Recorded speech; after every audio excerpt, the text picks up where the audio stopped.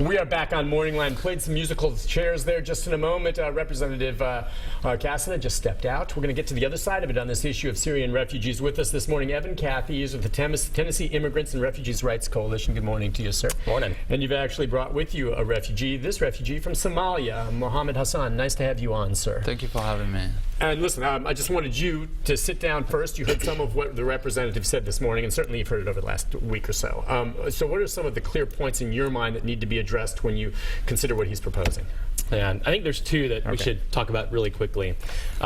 One is, the reason we're having this conversation is because of the attacks in Paris, among other attacks throughout the world. But the Paris attacks have really tipped off some fear here in the U.S. and in other places. So one thing I think we need to get up front is that the attackers in Paris were neither Syrian, nor were they refugees. They were French nationals. And to even insinuate that we should end our refugee resettlement program because folks are fleeing terror and violence from their countries, and we're conflating those people with the acts of terror that happened in Paris is wrong. It's wrong to do. People are fleeing violence and persecution. We've resettled folks here in Nashville and throughout the United States for decades. We have a very successful refugee resettlement program. The people that have come here have added to our communities and been given a second chance.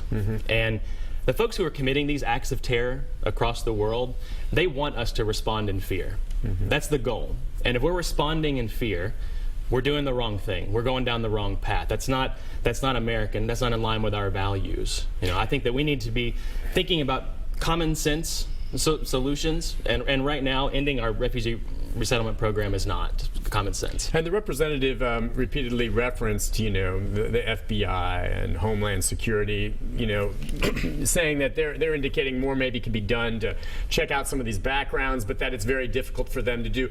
In your mind, and I'll ask our refugee friend here with us as well, I mean, how much background, if anything, is done when we bring people in? Yeah. I mean, to what degree do they check you out, and how much can they really do? And is it realistic to think that these Syrian refugees coming in are terrorists, wolf in sheep's clothing? So let me speak to that, because when I was spending time as a refugee, we are vetted, and there are multiple interviews, their fingerprints, their cultural orientation. And also the system there, when we're coming through the lottery system for the UN, is that folks who are children or under 21 are kind of get the priority to come to the United States. Now, I came before 9/11, so post 9/11 world, there's so many other stuff being put into place through Homeland Security. Back then, we didn't have Homeland Security. And also to kind of scapegoat refugees as a potential terrorist is just because the refugees are fleeing away from terrorists. And then I see that what Representative Glenn Cassidy and other leaders are doing is that instead of showing leadership moment, they're using refugees as scapegoat. And that's just unfair. And it's one thing that you're fleeing away from monsters that are doing all these things around the globe, and then when you finally thought that you found freedom, you're told that you'll be rounded up and then sent somewhere else. So I think refugees are kind of caught in between catch-22 between ISIS and also some politicians who use them as kind of political football to incite fear. And it's unfortunate because as a former refugee, as a Muslim American, I kind of feel like our country now, the way the discourse is heading is just scary, because on that end we have our next door neighbors who are scared to death because of the rhetoric that come out of our leadership. And on this end we have a vulnerable population who just thought that we finally found freedom. So it's like we got here, the land of the free, just to meet with nobody want us, that we are scapegoated. And I think it's unfair, and as a human family, as we have to kind of unite against these terrorists. And accusing each other and turning to each other or turning onto our most vulnerable population is not the answer. And if you look at it, over 90% of the refugees are usually women and children and elders. That is what the system gives the priority. No, it makes sense. They're escaping, a horrible situation there.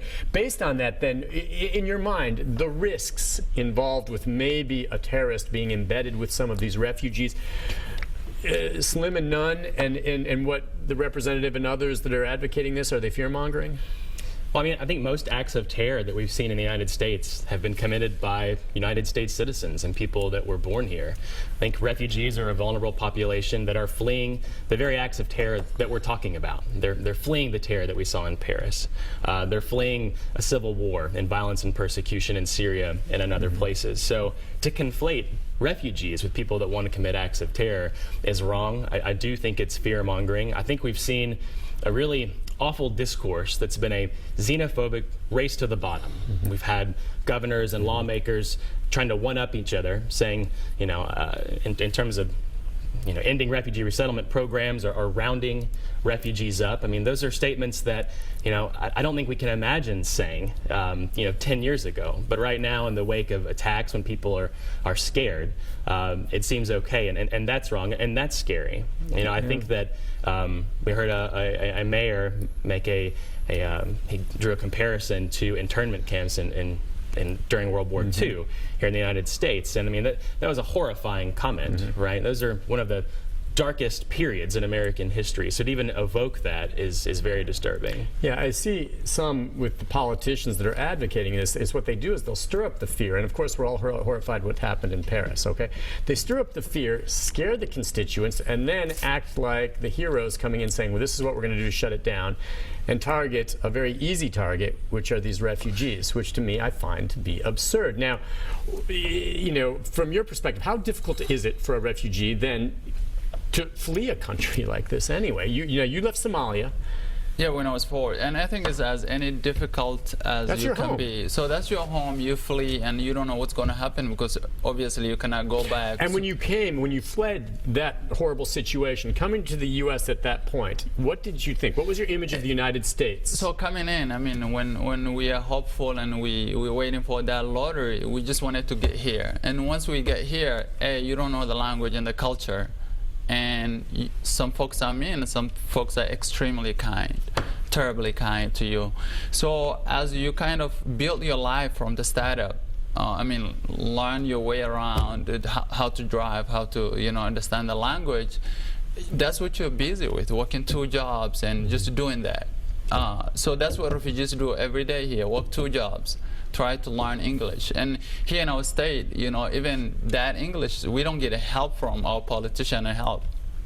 We have legislations like English only, or how come we? So that's our life. Just start up, build up. And any person out there that ever started an organization from the scratch or business from the scratch, you know how hard it is. Imagine starting a life from scratch.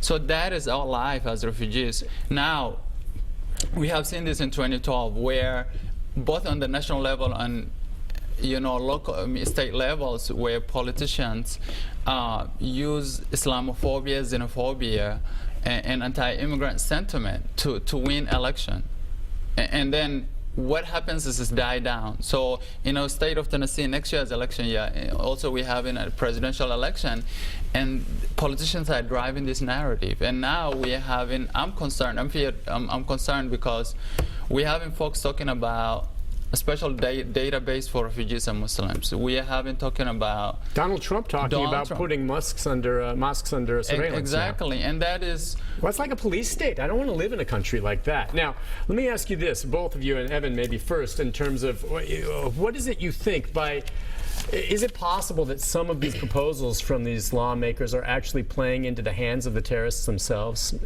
Does it reverse it? Is this what they want to see, us going after ourselves, us maybe disenfranchising some of these folks that have moved away, and then all of a sudden these people feel put upon, and perhaps then they become radicalized? What do you think? Well, I think absolutely terrorists want to inspire fear. And right now we're responding with fear. Yeah. There's no question about that. Now, is the fear realistic or not? Should we be afraid of these refugees?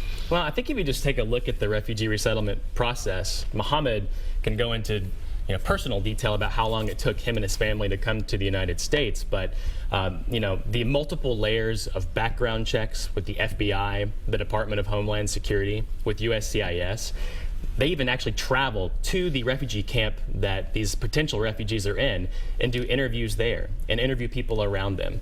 It's very, very thorough. That's why the process takes 2 years. But that's just the refugee resettlement process. Many refugees live in refugee camps for decades before they're actually able to come to maybe the United States or some other country. And also, refugees have no choice on which country they're resettled to. Now, if you have family somewhere, maybe you'll be given, some special treatment to go be with your family. But, in all intents and purposes, refugees are waiting. They're in a long waiting period. They go through many background checks, and it takes a long time. So I think your point is right.